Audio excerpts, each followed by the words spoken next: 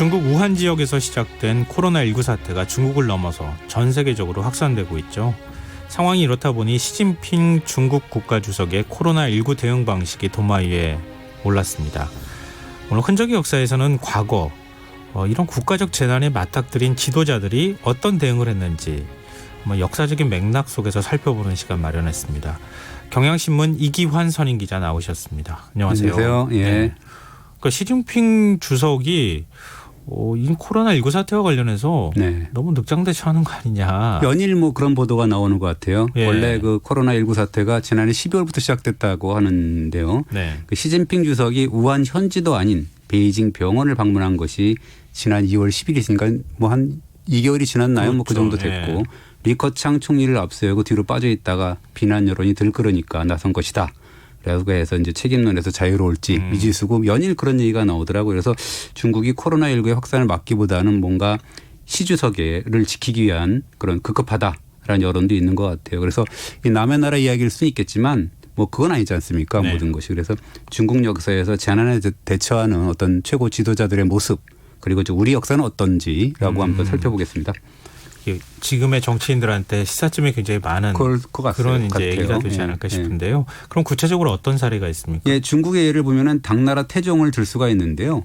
이 당태종 사실은 우리한테는 악명 높죠. 고구려를 침공해서 물론 참패를 당해서 망신을 당했지만 했잖아요. 근데 중국에서는 사실은 이 역사상 최고의 성군 중 한 사람으로 이제 꼽히거든요. 근데 그런 당태종이 메뚜기를 생으로 꿀꺽 삼킨 그런 일화가 정말 전설과 같은 팩트로 역사서에 등장을 하게 되는 거죠. 요즘은 사실 메뚜기 보기 좀 쉽지 않은데. 네, 그렇습니다. 저 어린 시절만 해도 메뚜기 잡아가지고 튀겨 먹거나 볶아 먹는 경우가 있었거든요. 예. 근데 제가 상상이 잘 안 되는 게 메뚜기 발이나 이런 게 굉장히 날카롭거든요. 아, 그래요? 저는 안 먹어봐갖고. 안 드셔보셨어요? 예. 저보다 위 연배세신데. 서울 사람이기 때문에. 서울 사람. 예, 알겠습니다. 근데 메뚜기를 이렇게 꿀꺽 삼킨다는 거 이게 안 삼켜지거든요. 그러니까는요. 이게 628년인데 이른바 그 정관지치라고 해서 정말 태평성대를 구가하던 때인데요.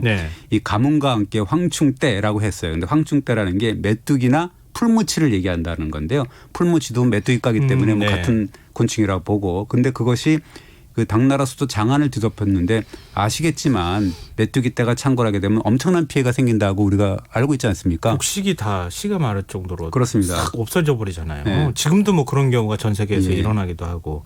근데 펄벅이 쓴 대지에도 메뚜기 떼 얘기 나오지 않습니까? 예, 그렇습니다. 그리고 대지를 보면 이렇게 나오죠. 남쪽 하늘에 검은 구름처럼 지평선 위에 걸친 것들이 부채꼴로 퍼지면서 하늘을 뒤덮었다. 세상이 밤처럼 깜깜해지고 메뚜기들이 서로 부딪히는 소리가 천지를 진동했다. 그들이 내려앉은 곳은 졸지에 잎사귀조차 볼 수 없는 황무지로 돌변했다라는 내용이 담겨 있죠. 일종의 곤충이 남긴 재난이라고도 할 수 있는데 그렇습니다.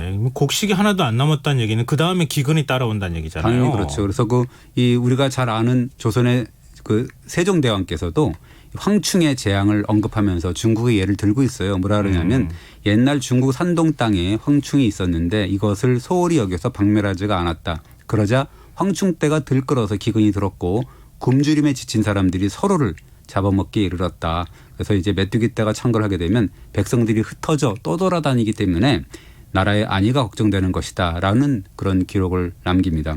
근데 당태종이 왜 메뚜기를 삼켰습니까? 그냥 생으로. 네, 그러니까 이제 이게 628년 가뭄이 심했다지 않았습니까? 설상가상으로 황충대가 이제 곡식을 사정없이 훑어버리니까 백성들로서는 죽을 맛이죠. 잊은 거죠. 그렇죠. 그래서 이제 당태종이 들판에 나가서 처참한 광경을 목격을 하고 이렇게 외쳤다 그래요. 황충대들아 너희가 곡식을 먹어대면 백성들한테 해가 된다. 백성들한테 잘못이 있다는 것은 곧 내 잘못이다. 차라리 내 심장을 갉아먹어라. 대신 백성에게는 해가 없도록 해라. 라고 하면서 이제 돌발 행동을 벌인 거죠. 그러니까 생으로 내가 삼키면 차라리 날 잡아먹어라. 내 심장을 갉아먹어라. 이런 얘기죠. 백성을 괴롭히지 말고 그 최고의 지도자를 해야 되나요? 그렇습니다. 그래서 누가 말릴 틈도 없이 황충 두 마리를 잡아갖고 삼키려 하니까 대신들이 앞에서 화들짝 놀라갖고 아니되옵니다. 라고 했을 거 아니에요. 근데 이제 태종이 황충의 피해가 짐에게 옮겨지기를 바라는데 내가 병이 들 거를 피하겠느냐라고 하면서 꿀꺽 삼키고 말았다는 건데 그래서 우리가 탄황의 고사라고 하는 죠. 탄황. 그러니까 황충을 삼켰다라는 의미로 그렇게 하는 건데요. 그러니까 신기한 일이 일어났다라는 거고요. 황충의 재해가 뚝 끊겼다라는 기록이 있고요. 이 황충과 관련해서는 사실은 또 하나의 사례가 있는데 역시 송나라 태종도 마찬가지인데요. 네. 여기도 이제 그 가뭄이고 황충 때가 하늘을 뒤덮으니까 이 송나라 태종은 하늘의 노여움을 산 것은 다 내 책임이다라고 하면서 다른 뭐 의미의 자책하는 이야기를 합니다. 네. 내 스스로 내 몸을 태워서 하늘의 꾸지람에 응답하고자 하면서 스스로 막 몸을 태운다고 막 그렇게 막 불을 붙이려 퍼포먼스를 한 거예요. 아. 그러니까 이제 하늘이 응답을 했는데 곧 비가 내리고 황충의 때가 즉시 죽었다라는 기록이 남아 있어요. 왜 태종들은 다 이럴까? 조금 있다가 또 조선의 태종이 나옵니다. 그런가요? 예. 그 나라를 세운 분들은 이런 뭔가요? 반석에 올려놓은 분들. 예. 태종은 그렇죠. 그렇죠. 네. 그러니까 그런 분들은 이런 뭔가 백성을 감화시킬 수 있는 그런 이야기 하나쯤은 갖고 있는 거 아닌가도 생각이 예, 드는데요. 그러니까 어찌됐든 핵심은 백성을 생각하는 지도자의 간절한 마음이라는 게 거기 담겨 있는 거 아니겠습니까? 그렇습니다. 그래서 중국사를 들춰보면은 황충을 삼켰던 뭐 당태종이나 뭐 이런 분과 견줄 수 있는 이른바 그 자책의 끝판왕이 있어요. 그러니까 재변을 군주, 즉 자기의 부덕과 관련 짓는 지도자 가운데 원조라고 할 수 있는 분이 있거든요. 이분이 누구냐면 3600년 전 인물인 상나라 창업주 탕왕이라는 사람이에요. 상나라면은 거의 중국 초대 왕조에 그렇습니다. 가까운 거잖아요. 두 번째 왕조죠. 거의 기록도 잘 안 남아 있는 왕조일 텐데. 근데 사기 사마천의 사기에 보면은 나와 있는데요.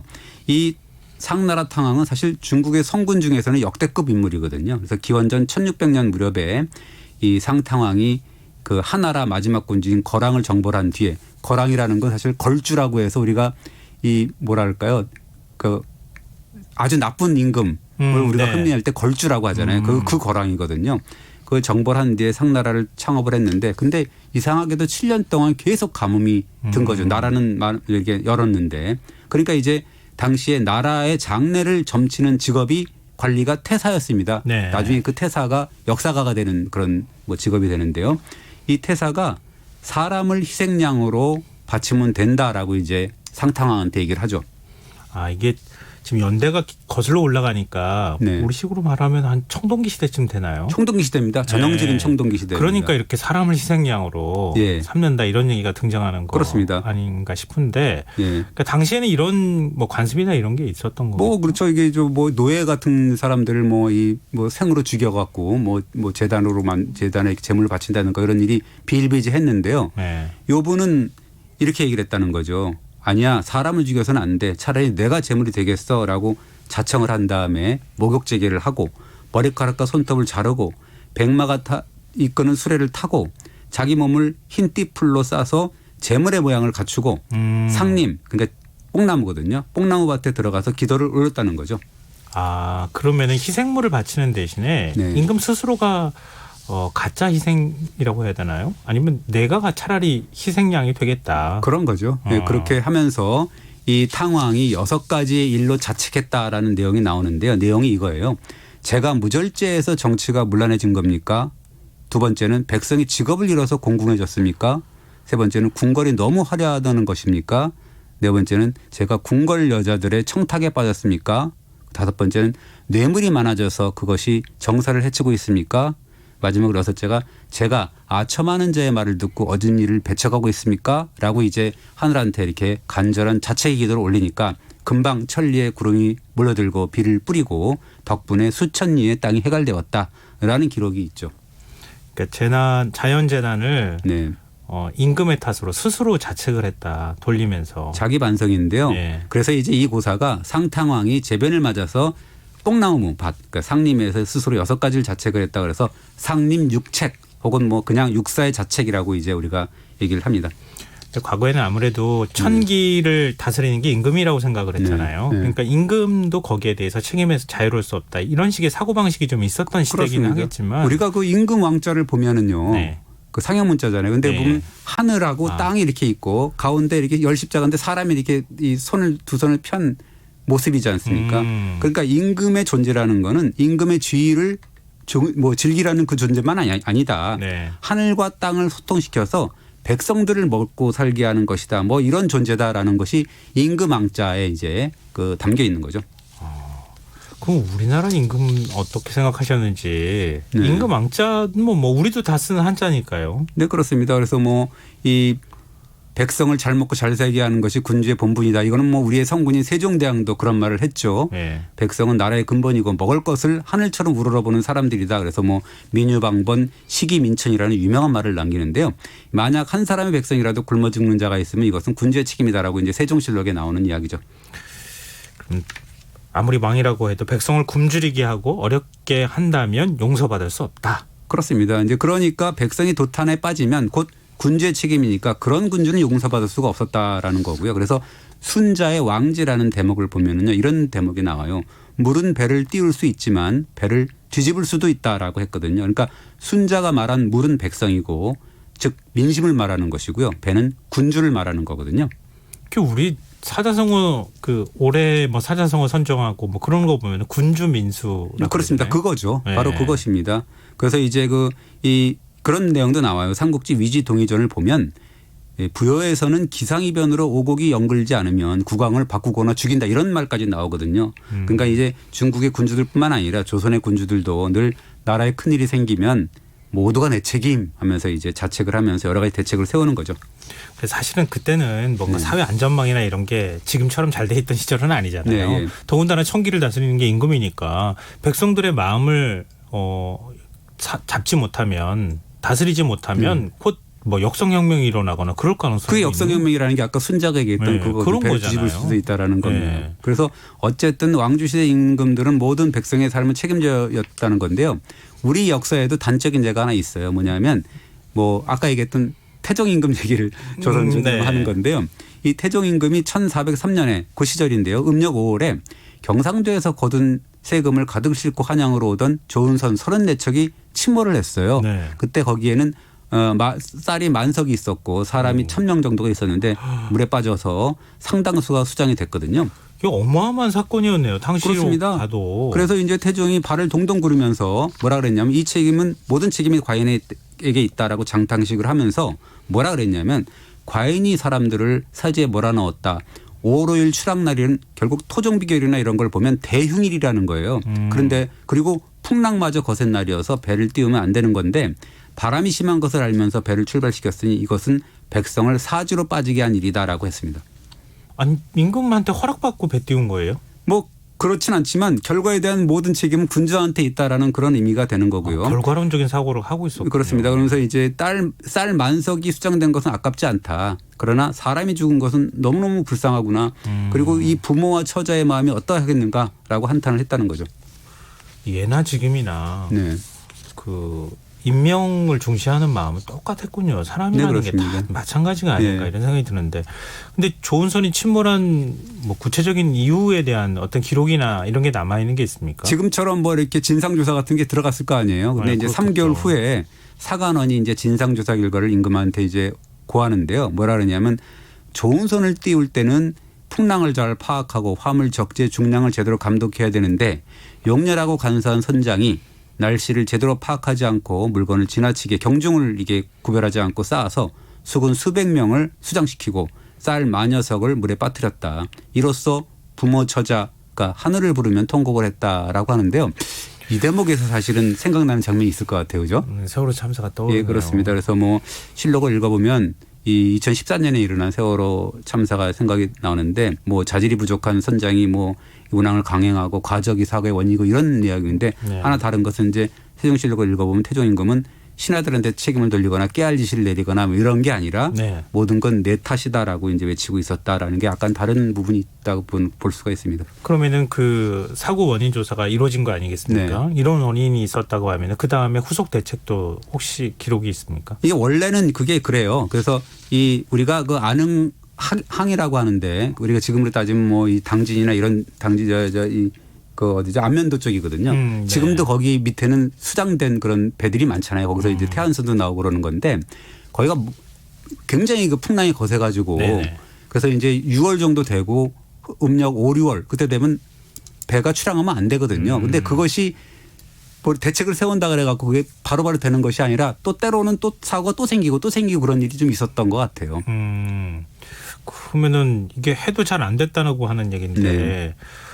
참 좀 답답하기도 합니다. 그러면은 기상이변이 일어나거나 대형 인재가 발생했을 때는 어떤 대책을 혹시 세웠습니까? 혹시 그 태종우라는 용어를 모르시죠? 태종우라고. 네. 태종비라는 내용인데요. 이게 태종비는 뭐 노래 제목에 뭐 사랑비라는 노래가 있어요. 그 뭐 김태원과 그 가수가 부른 노래가 있는데 예. 이 태종비, 태종우는 태종이 내려주신 비라는 뜻인데요. 이 태종이 자꾸 등장을 하는데 이분이 이 초여름 가뭄이 심해지니까 이분이 아까 말씀드린 중국 상탕왕의 고사를 이제 그 벤치마킹을 합니다. 그때는 태종이 승하하기 직전이었어요. 그래서 네. 마지막으로 이제 내가 나서겠다. 가뭄이 너무 심하고 그러니까. 그러면서 내가 이제 하늘에 기우제를 지낸다라고 하면서 스스로 제물이 되기로 하고 장작더미에 올라서 또 불을 붙이고 또 비가 내리기를 기도를 했다 그러는데 뭐 갑자기 비가 내려서 장작불이 꺼지고 전국적으로 비가 왔다. 그래서 이때가 음력 5월 10일인데 5월 10일이 해마다 5월 10일이 되면 내리는 비 이것을 이제 태종우 혹은 태종비라고 했죠. 이게 어디 제가 드라마에선가 영화에선가 뭐 봤던 장면 같아요. 그래요? 네. 근데 이게 그냥 상상 속에서 좀 과장되고 부풀려진 겁니까? 예. 아니면 진짜 실록에 남아 있는 겁니까? 야사로 기록이 돼 있어요. 디테일은요. 근데 이제 세월이 지날수록 그런 것들이 팩트를 이제 믿게 되는 거죠. 네. 그래서 그 이 정사인 영조실록에 나오는데요. 태종비가 1764년 5월 10일 날 비가 약간 내리니까 영조는 이렇게 얘기를 합니다. 이것은 태종 임금이 내려주신 비라고 한다.